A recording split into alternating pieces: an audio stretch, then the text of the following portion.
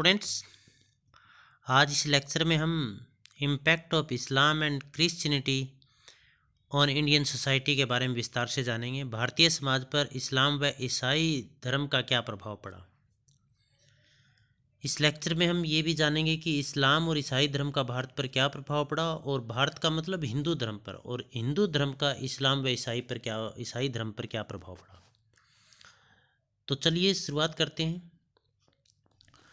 भारत में विभिन्न विदेशी आक्रमणकारी आए, जिनमें पुर्तगाली, फ्रांसीसी, डच, मुस्लिम, अंग्रेज प्रमुख रहे। परंतु इन सब में भारतीय जो समाज और संस्कृति को प्रभावित करने वाले धर्म रहे वो इस्लाम व ईसाई रहे। इसका तात्पर्य ये था, इसका मुख्य कारण ये रहा कि मुस्लिम और अंग्रेज यहाँ बस गए, यहाँ रहने लगे और लंबे समय तक उन्होंने शासन किया। तो इसके दो कारण रहे भारतीय समाज पर को प्रभावित करने के लिए। नंबर एक, तो जो धर्म था वो शासक वर्ग का धर्म बन गया था। शासक वर्ग के धर्म बनने का मतलब ईसाई और जो मुस्लिम थे ये शासक थे, यहाँ राजा थे, तो उनके धर्म का यहाँ के धर्म पर प्रभाव पड़ना लाजमी था। दूसरा, इन्होंने ज़बरदस्ती अपने धर्म को भारतीय समाज पर, भारतीय हिंदू धर्म पर थोपने की कोशिश भी की थी। इसके कारण भारतीय धर्म ईसाई और इस्लाम धर्म से प्रभावित हुआ। एक इसका कारण ये भी मुख्य कारण रहा था कि जब ये विदेशी मुस्लिम और ईसाई भारत में आए तो अपने धार्मिक विचारों को, अपने धर्म को ये अपने साथ लेकर आए थे, तो उन विचारों का यहाँ पर प्रभाव पड़ना निश्चित था। तो यहाँ पर हम विस्तार से जानते हैं आगे भारतीय समाज पर इस्लाम व ईसाई धर्म का प्रभाव। भारतीय सामाजिक जीवन व सामाजिक संस्थाओं पर सबसे अधिक प्रभाव इस्लाम व ईसाई धर्म व संस्कृति का पड़ा। इसके दो प्रमुख कारण रहे। एक तो वे शासक वर्ग से थे, दूसरे वे जब यहाँ स्थायी रूप से बस गए तो उनका धर्म व संस्कृति भी यहाँ रच बस गई। इन दोनों ही धर्म के प्रचारकों व शासकों ने अपने अपने धर्मों का प्रचार प्रसार करने के लिए हर संभव प्रयास करने के कारण भारतीय समाज और संस्कृति पर इसका काफ़ी प्रभाव पड़ा। जैसे आज कौन सी लैंग्वेज प्रसिद्ध है? अंग्रेजी लैंग्वेज वर्ल्ड लैंग्वेज बनी हुई है। क्यों? क्योंकि अंग्रेज़ों ने लगभग पूरे विश्व पर राज किया था, तो ये भाषा एक शासक वर्ग की भाषा थी। आज क्रिकेट का गेम है वो पूरे विश्व में प्रसिद्ध है। इसका कारण क्या है कि जो ये खेल था ये एक शासक वर्ग का गेम था। तो शासक वर्ग से संबंधित जो भी चीज़ है वो जिन पर शासन किया जा रहा है उनका उन पर प्रभाव निश्चित रूप से पड़ेगा, निस्संदेह पड़ेगा। तो भारतीय समाज व संस्थाओं पर इस्लाम का प्रभाव कैसे पड़ा, यहाँ पर हम जानते हैं। भारतीय समाज पर इस्लाम के प्रभाव विरोध और समन्वय या तालमेल के रूपों में देखने को मिला। विरोध क्यों? क्योंकि हिंदू और जो मुस्लिम धर्म है उनमें अंतर बहुत ज़्यादा है, उनके विचारों में, उनके आदर्शों में बहुत अधिक अंतर है। और जब मुस्लिम शासकों ने हिंदुओं के ऊपर ये धर्म थोपने की कोशिश की, या जब ये धर्म थोपा तो दोनों में काफ़ी तनाव पैदा हुआ, मनमुटाव पैदा हुआ। परंतु ज्यों-ज्यों समय गुजरता गया, समय गुजरने के साथ साथ दोनों धर्मों के बीच में आपस में सहयोग, सहिष्णुता व समन्वय या तालमेल भी बढ़ने लगा। परिणाम स्वरूप दोनों ही धर्मों में आपसी रूप से प्रभावित किया। इसका मतलब हिंदू धर्म का मुस्लिम धर्म पर प्रभाव पड़ा और मुस्लिम धर्म का हिंदू धर्म पर प्रभाव पड़ा। तो इनके बारे में आप विस्तार से आगे और करते हैं डिटेल में। धार्मिक कहाँ कहाँ प्रभाव पड़ा, इस्लाम का भारतीय जीवन में कहाँ कहाँ प्रभाव पड़ा। तो धार्मिक जीवन पर प्रभाव सबसे पहला हम जानते हैं, हिंदुओं में एकेश्वरवाद की शुरुआत। एकेश्वरवाद का तात्पर्य ये हुआ कि एक ही ईश्वर में विश्वास करना। मुस्लिमों के भारत में आगमन से पहले भारत में अनेकों देवी देवताओं का प्रचलन था, बहु देवी देवताओं में विश्वास किया जाता था और अनेक देवी देवताओं की पूजा पाठ, उनकी आराधना की जाती थी। परंतु जब मुस्लिम धर्म का भारत में समावेशन हुआ, उस धर्म के लोग या शासक भारत में आए, तो वो एक ही ईश्वर या रब या अल्लाह में विश्वास करते थे। तो हिंदुओं में भी एकेश्वरवाद की धारणा का प्रचलन बढ़ा। तो हिंदुओं में एकेश्वरवाद की शुरुआत का श्रेय वो इस्लाम धर्म को जाता है, इस्लाम धर्म से प्रभावित था। इसके बाद जन्म के स्थान पर कर्म का महत्व। भारतीय जो धर्म था उस धर्म में बहुत ज़्यादा दिखावा था, आडंबर था, ढोंग था उस समय तो, और जन्म का महत्व था। और इसमें जन्म के आधार पर ही कार्यों का निर्धारण किया गया था, जन्म के आधार पर ही कर्तव्यों का, कर्मों का या फिर धार्मिक कार्यों का निर्धारण किया गया था। परंतु इस्लाम धर्म के आगमन के पश्चात जन्म का स्थान कर्म के स्थान ने ले लिया। और इस समय के जो प्रसिद्ध संत रहे, कबीर दास जी, नानक, रामदास, तुकाराम, रामानंद आदि संत रहे जिन्होंने इस दिशा में कार्य किया था, या हम यूँ कहें इन संतों के ऊपर इस्लाम धर्म का काफ़ी प्रभाव था। इस्लाम धर्म से ये काफ़ी प्रभावित हुए थे। जैसे गुरु नानक के संरक्षण में जिस सिख धर्म का विकास हुआ था, उस सिख धर्म पर भी कुछ इस्लाम धर्म की अच्छाइयाँ थी, वो उनका प्रभाव वहाँ पर देखने को मिलता है। जैसे गुरु नानक देव ने अद्वैतवाद को ही सत्य बताया है, और उन्होंने इस बात पर जोर दिया कि हिंदू और मुसलमानों के धर्म में कोई विशेष अंतर भी नहीं है। नानक के उपदेशों में आचरण की शुद्धता पर फोकस किया गया। इस्लाम धर्म में भी इसी बात पर फोकस किया गया है। समानता पर आधारित भक्ति आंदोलन की शुरुआत, कबीर इसके प्रमुख संत रहे। और भक्ति आंदोलन में भक्ति मार्ग है, जन्म मरण के बंधन से मुक्ति के लिए जो 3 मार्ग बताए गए हैं, गीता के अंदर भी मोक्ष प्राप्ति के लिए 3 मार्ग बताए गए हैं, ज्ञान मार्ग, कर्म मार्ग और भक्ति मार्ग। परंतु भारत में जो भक्ति मार्ग था वो असमानता पर आधारित था। जैसे शूद्रों को धार्मिक कार्य करने की, भक्ति करने की, पूजा पाठ करने की छूट नहीं थी।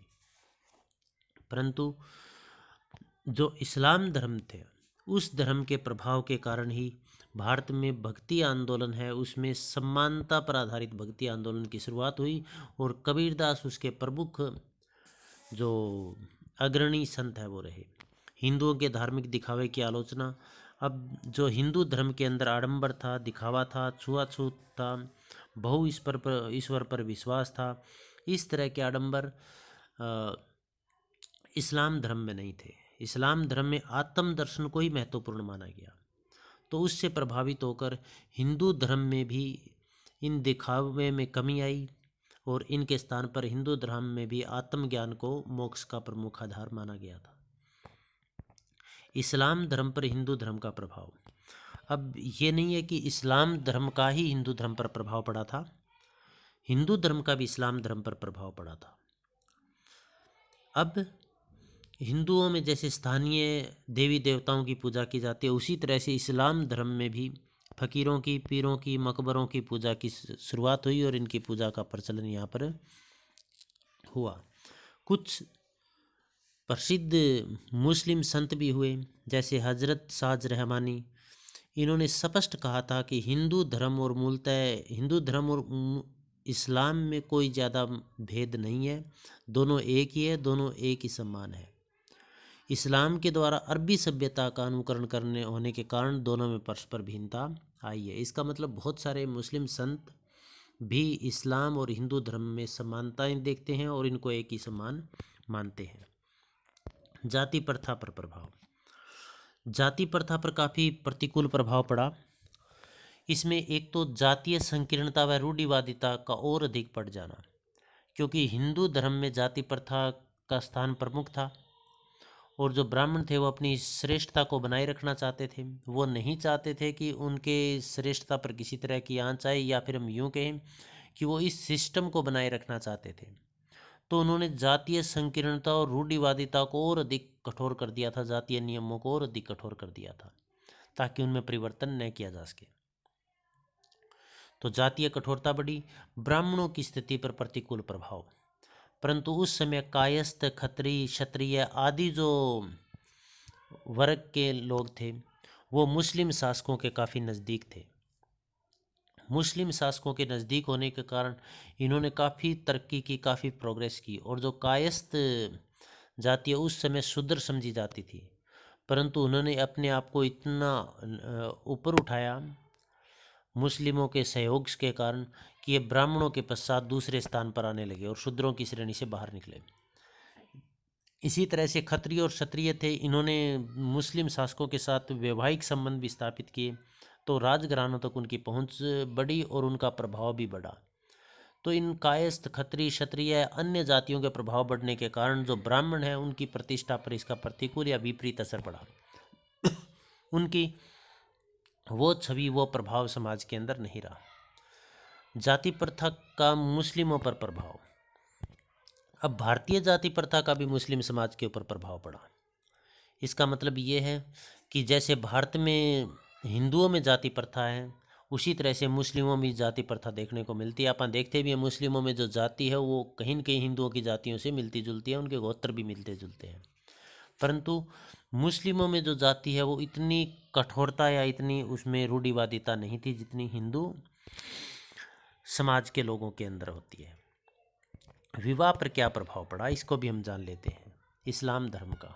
अब इस्लाम धर्म के कारण बाल विवाह या गर्भ विवाह का प्रचलन बढ़ा, क्योंकि जो मुस्लिम शासक थे वो सुंदर हिंदू कन्याओं से विवाह कर लेते थे, उनके साथ संबंध बनाते थे। जो विधवा विवाहें थी उनको बुरी नज़र से देखते थे, उनसे साथ विवाह कर लेते थे और उन पर के साथ भी वो संबंध बनाते थे। तो इस तरह से उनको बचाने के लिए हिंदुओं में जो छोटी छोटी लड़कियां थी, जैसे 8-9 वर्ष में ही उनकी शादी कर दी जाती थी, या जन्म से पूर्व ही उनका विवाह कर दिया जाता था, या जब बहुत छोटे बच्चे होते थे, बोलना चलना नहीं सीखते थे, उस समय में भी उनका विवाह कर दिया जाता था, ताकि कोई मुस्लिम शासक उनको बुरी नज़र से न देखे, उनके साथ विवाह ना करे। तो भारत के अंदर बाल विवाह का प्रचलन बढ़ा। विधवा पुनर्विवाह पर कठोर प्रतिबंध। अब इसका एक प्रभाव ये पड़ा विवाह के ऊपर कि विधवा पुनर्विवाह था उसको पूरी तरह से प्रतिबंध कर दिया गया, ताकि कोई मुस्लिम शासक हिंदू विधवा से विवाह न कर ले, उनके साथ संबंध न बनाए। तो विधवा पुनर्विवाह पर प्रतिबंध लगा दिया गया था। सती प्रथा का बढ़ना, और सती प्रथा को बढ़ा चढ़ाकर प्रस्तुत किया गया, ताकि पति की मृत्यु के पश्चात जो महिला है वो अपने पति के साथ जिंदा जल जाए, ताकि कोई मुस्लिम शासक उनकी तरफ बुरी नज़र से न देखे, उनके साथ संबंध न बना सके, न ही उनके साथ विवाह कर सके। इसके लिए हिंदू कन्याओं पर दबाव डाला गया, जो विडो हो जाती थी उन पर दबाव डाला गया। कुछ मर्जी से सती हो जाती थी और कुछ को ज़बरदस्ती अपने पति की चिता के साथ चलाया जाता था, सती किया जाता था। जाति प्रथा का अधिक कठोर होना, और विवाह था वो पूर्णतः जाति पर आधारित हो गया था। जाति के आधार पर विवाह संपन्न किए जाते से जाति से बाहर या अंतर जातीय विवाह की अनुमति नहीं रही थी। तो ये विवाह पर जो इस्लाम धर्म था उसका प्रभाव पड़ा। चलते हैं आगे। सामाजिक जीवन के अन्य पक्षों पर प्रभाव। संयुक्त परिवार पर क्या प्रभाव पड़ा। भारतीय जो हिंदू समाज है उनमें संयुक्त परिवार की परंपरा का प्रचलन रहा, लेकिन इस्लाम धर्म का भारतीय संयुक्त परिवार पर कोई खास प्रभाव नहीं पड़ा, क्योंकि ग्रामीण क्षेत्र थे उस समय, ग्रामीण क्षेत्रों में संयुक्त परिवार ही थे, और शहरी क्षेत्र थे वहाँ भी जनसंख्या बहुत कम थी। जनसंख्या कम होने के कारण, संसाधनों की अधिकता होने के कारण वहाँ भी संयुक्त परिवार ही थे। परंतु हिंदू संयुक्त परिवार थे, उनका प्रभाव मुस्लिम परिवारों पर पड़ा, और मुस्लिमों में भी संयुक्त परिवार की परंपरा का प्रचलन बढ़ा। वेशभूषा। जो इस्लाम थे उनकी वेशभूषा का हिंदू वेशभूषा पर, और हिंदुओं की वेशभूषा का मुस्लिम वेशभूषा पर प्रभाव पड़ा। हिंदुओं ने मुस्लिमों के चूड़ीदार पाजामे तथा अचकन या शेरवानी को अपनाया, तो वहीं मुस्लिम है वो हिंदुओं की पगड़ी को उन्होंने अपनाया। भोजन पर भी प्रभाव पड़ा, क्योंकि पहले जो हिंदू समाज है उसमें शाकाहारी भोजन किया जाता था, परंतु मुस्लिम शासकों के आने के पश्चात मांसाहारी, मीट, मांस, मछली या फिर मद्यपान इस तरह का प्रचलन भी बढ़ा। मुस्लिम शासकों के आगमन के पश्चात शिक्षा पर प्रतिकूल प्रभाव पड़ा। पुरुषों की शिक्षा में भी कमी आई, और इसके साथ साथ महिलाओं की शिक्षा पर काफ़ी प्रतिकूल प्रभाव इसमें पड़ा, क्योंकि वहाँ पर महिलाओं की शिक्षा को निरुत्साहित किया गया। बाल विवाह के प्रचलन बढ़ा, जिसमें छोटी छोटी उम्र में शादी कर दी जाती थी लड़कियों की, तो उन्हें पढ़ने लिखने का मौका नहीं दिया जाता था, और उनकी सुरक्षा, मुस्लिमों से उनकी सुरक्षा के कारण भी उनको पढ़ने के लिए आगे प्रेरित समाज के द्वारा, परिवारों के द्वारा नहीं किया जाता था। तो महिला शिक्षा पर इसका प्रतिकूल प्रभाव पड़ा। पर्दा प्रथा का प्रचलन बढ़ा। मुस्लिम शासकों से बचाने के लिए घूंघट प्रथा या पर्दा प्रथा का प्रचलन महिलाओं पर बढ़ा। इसका मतलब महिलाओं पर इस्लाम धर्म का, हिंदू महिलाओं पर इस्लाम धर्म का काफ़ी प्रतिकूल प्रभाव पड़ा। स्थापत्य कला का प्रभाव देखिए, एक तो होती है चित्रकला। चित्रकला का मतलब होता है चित्र बनाने से संबंधित है, पेंटिंग बनाने से संबंधित है। स्थापत्य कला का मतलब होता है निर्माण करने से, इमारतें बनाने से संबंधित है। जब इस्लाम धर्म आया तो इस्लाम धर्म या इस्लाम शासक भारत में आए तो भारत इस्लाम जो शासक थे वो ऊंची ऊंची इमारतें बनाते थे, तहखाने बनाते थे, मेहराब बनाते थे और गुंबज बनाते थे। और यही भारतीय जो स्थापत्य कला है उसमें देखने को मिला। अब भारत के अंदर जो इमारतें बनी वो इसी शैली में बनने लगी, मुस्लिम शैली के अंदर स्थापत्य कला इसी तरह से बनने लगी। तो भारत में जो स्थापत्य कला थी उस पर मुस्लिम स्थापत्य कला का काफ़ी प्रभाव पड़ा। जो दिल्ली के सुल्तान थे, वो दिल्ली के जो सुल्तान थे वो स्थापत्य कला से, दिल्ली के सुल्तानों ने मतलब हिंदू और मुस्लिमों ने आपस में एक दूसरे की स्थापत्य कला से काफ़ी प्रभावित किया। और दिल्ली के सुल्तान थे वो स्थापत्य कला से काफ़ी प्रेम भी करते थे। चित्रकला पर प्रभाव, मुस्लिम शासक चित्रकला के काफ़ी शौकीन थे। बाबर खुद एक चित्रकार था। जहांगीर के समय मुगल चित्रकला का पूर्ण विकास हो चुका था। जहां भारत में देवी देवताओं के चित्र अधिक बनाए जाते थे तो मुस्लिम शासक थे या मुस्लिम इस्लाम धर्म था, उसके अंदर पेड़ पौधे पशु पक्षियों के चित्र अधिक बनाए जाते थे। तो दोनों ही तरह की मुस्लिम चित्रकारी का इस्लाम पर और इस्लाम चित्रकारी का, मुस्लिम चित्रकारी का हिंदू चित्रकारी पर और हिंदू चित्रकारी का मुस्लिम चित्रकारी पर काफ़ी प्रभाव पड़ा, काफ़ी प्रभावित यहाँ पर हुए। परंतु जब जहांगीर के पश्चात शाहजहाँ आए तो उसमें चित्रकला की जगह पर स्थापत्य कला का फिर प्रभाव बढ़ा, क्योंकि शाहजहाँ चित्रकला के विरोधी थे और उन्हें स्थापत्य कला से काफ़ी प्रेम था, तो उन्होंने अच्छी अच्छी ऊंची ऊंची बिल्डिंगों का निर्माण करवाया था। संगीत पर प्रभाव, इस्लाम का संगीत पर भी प्रभाव पड़ा।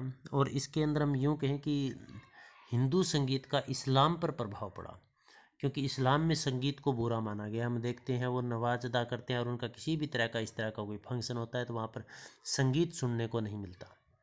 परंतु फारस के सूफियों ने तथा हिंदू संगीत प्रेमियों ने मुस्लिमों का संबंध होने के कारण उनका दृष्टिकोण बदल गया। और उसके परिणाम स्वरूप हम देखते हैं कि मुस्लिम अमीर खुसरो कवि थे, उन्होंने जो अनेकों तरह की रागों का, वाद्य यंत्रों का विकास किया था। मुस्लिम शासकों के प्रयास से प्राचीन भारतीय व ईरानी संगीत कलाओं का समन्वय हुआ था। सम्राट अकबर जो एक मुस्लिम शासक थे वो भी स्वयं संगीत के एक बहुत बड़े प्रेमी थे। उन्होंने अनेकों संगीतज्ञों को संरक्षण दिया था और उनके दरबार में लगभग 36 संगीतज्ञ थे और तानसेन उनमें सबसे प्रसिद्ध संगीतज्ञ थे। चलते हैं आगे। भारतीय समाज व संस्थाओं पर ईसाई धर्म का प्रभाव। देखिए, ईसाई धर्म का प्रभाव भी बिल्कुल उसी तरह से भारतीय समाज पर पड़ा जैसे इस्लाम धर्म का पड़ा था, क्योंकि ये भी एक शासक धर्म था और शासक धर्म होने के नाते भारतीय समाज पर इसका प्रभाव पड़ना लाजमी था।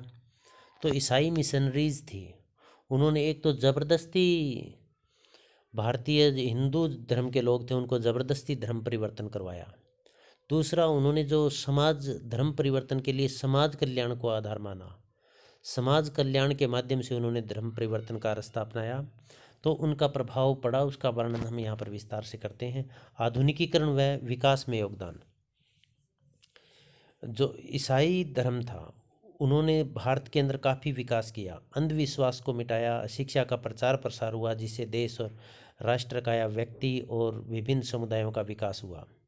स्त्री शिक्षा पर बल, ईसाई धर्म का स्त्री शिक्षा पर काफ़ी सकारात्मक प्रभाव पड़ा, क्योंकि ईसाई धर्म स्त्री शिक्षा पर फोकस करते हैं और वो स्त्रियों की स्वतंत्रता के पक्षधर रहे हैं। बाल विवाह पर रोक, ईसाई धर्म के आगमन के कारण या अंग्रेज़ों ने बाल विवाह प्रथा, विधवा प्रथा, बाल विवाह पर रोक लगाई। इसके साथ साथ इन्होंने विधवा पुनर्विवाह की शुरुआत की तथा सती प्रथा का अंत इन्होंने किया था। मतलब सती प्रथा पर रोक लगाई, विधवा पुनर्विवाह की शुरुआत करवाई थी। मतलब समाज के अंदर काफ़ी समाज कल्याण के कार्य किए। अंग्रेजी शिक्षा का प्रभाव, इस्लाम ईसाई धर्म के आगमन के साथ भारत के अंदर अंग्रेजी का प्रभाव बढ़ा। अंग्रेजी के प्रभाव बढ़ने के कारण जो पश्चिमी संस्कृति थी उसका समागम भारतीय संस्कृति के अंदर हुआ, और उस संस्कृति में के जो प्रभाव थे वही प्रभाव भारतीय संस्कृति पर भी देखने को मिले। धार्मिक अंधविश्वासों व रूढ़ियों में कमी, अंग्रेजी शिक्षा के प्रचार प्रसार के कारण लोगों में जन जागृति बढ़ने के कारण, वैज्ञानिक दृष्टिकोण होने के कारण अंधविश्वासों व रूढ़ियों में कमी आई, और जो धार्मिक आधार पर या फिर जातीय आधार पर जो कट्टरता थी उनमें काफ़ी कमी आई। निम्न वर्ग की सामाजिक व आर्थिक स्थिति में सुधार, जो ईसाई धर्म है उन्होंने निम्न वर्ग के उत्थान के लिए प्रयास किए और उनकी सामाजिक आर्थिक स्थिति में काफ़ी सुधार हुआ। समाज सुधारक आंदोलनों पर प्रभाव, ईसाई धर्म से प्रभावित होकर अनेकों समाज सुधारक आंदोलन चले, और जो अनेकों समाज सुधारक आंदोलन थे वो ईसाई धर्म से प्रभावित थे। इसके अंदर जो हम पढ़ते हैं ब्रह्म समाज, आर्य समाज, प्रार्थना समाज आदि जो ये थे, ये सब ईसाई धर्म से प्रभावित थे। इन्होंने ईसाई धर्म के सिद्धांतों को अपनाया था। अब इसके अंदर जो ईसाई धर्म के प्रभावों को अपनाया था उसके अंदर हम देखते हैं स्वामी विवेकानंद थे। उन्होंने ईसाई धर्म में कहा गया अपने को पहचानो और पड़ोसी से प्रेम करो, इसी बात पर इन्होंने फोकस किया था। इन्होंने स्पष्ट कहा था स्वामी विवेकानंद जी ने कि पुराना धर्म यह कहता है कि वह नास्तिक है जो ईश्वर पर विश्वास नहीं करता है, कि वह महानास्तिक है जो अपने आप पर विश्वास नहीं करता है। इसका मतलब ये ईसाई धर्म को ही उन्होंने एक्सप्लेन किया था। ईसाई धर्म की अभी हमने कोटेशन बताई थी, अपने को पहचानो और पड़ोसी से प्रेम करो। इसका मतलब जो अपने को नहीं पहचानता वो महानास्तिक है, और जो ईश्वर में विश्वास नहीं करता वो नास्तिक है, और जो अपने को में विश्वास नहीं करता वो महानास्तिक है। इसका मतलब ये ईसाई धर्म से प्रभावित थी बातें।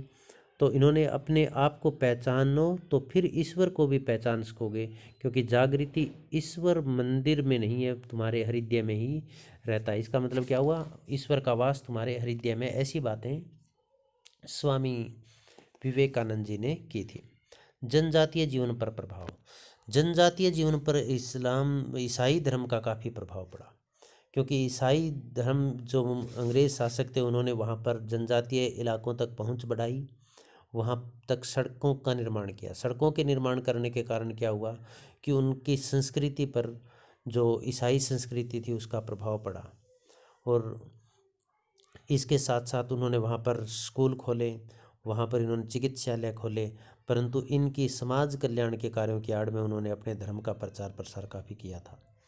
एक रिपोर्ट के अंदर ये भी कहा गया कि उन हॉस्पिटल्स के अंदर जब रोगियों का इलाज किया जाता था तो उनको धर्म परिवर्तन के लिए मजबूर किया जाता था, तभी उनका इलाज किया जाता था। और जो ईसाइयों के द्वारा खोले गए स्कूल थे उनमें ईसाई धर्म को बढ़ा चढ़ाकर प्रस्तुत किया जाता था, उसी से संबंधित शिक्षा दी जाती थी। परिणाम स्वरूप जो छोटे छोटे बच्चे थे वो उस धर्म से काफ़ी प्रभावित हुए, क्योंकि उन्हें वही बातें सुनने को मिली थी। इसके अलावा जो जो निम्न और गरीब वर्ग हैं उनको आर्थिक मदद देकर या उनके बच्चों की शादी के करवा कर या शादी के लिए खर्चा देकर इस तरह का प्रलोभन करवाकर ज़बरदस्ती उनसे के धर्म परिवर्तन करवाने का कार्य किया गया, और इस तरह की घटनाएं हमें देखने या सुनने को भी मिलती है। अब जो ईसाई धर्म था, जो जनजातीय समाज था, जनजातीय समाज में इसके ईसाई धर्म के प्रभाव के कारण अनेकों परिवर्तन आए। जैसे युवा ग्रह की अवंती हुई। युवा ग्रह वो जनजातीय समाज के अंदर था जिसमें रात्रि को युवा लड़के और लड़कियां एक साथ रहते थे। अब उस तरह के जो युवा ग्रह है वो अब नहीं रहे। मादक वस्तुओं का सेवन का प्रचलन बढ़ा, पोशाक संबंधी समस्याएं आई, और साथ ही व्यभिचारिता, इस तरह की जो सामाजिक समस्याएं थी वो यहाँ पर देखने को मिलने लगी। तो ईसाई जो धर्म था उसका जनजातीय समाज पर काफ़ी अधिक प्रभाव पड़ा था। तो जो ईसाई धर्म था उसने जनजातीय समाज को, हिंदू समाज को काफ़ी प्रभावित किया, और मुस्लिम समाज ने भी काफ़ी मुस्लिम या इस्लाम धर्म ने भी काफ़ी प्रभावित किया था। तो भारतीय हिंदू समाज के ऊपर सबसे ज़्यादा जो प्रभाव पड़ा वो इस्लाम धर्म और ईसाई धर्म का पड़ा, क्योंकि इन्हीं के शासक भारत में सबसे अधिक समय तक शासन करते रहे थे। इसके बारे में यदि किसी तरह का कोई डाउट हो तो आप कमेंट में लिख कर क्वेश्चन पूछ सकते हैं। आप सबका साथ बने रहने के लिए बहुत बहुत धन्यवाद।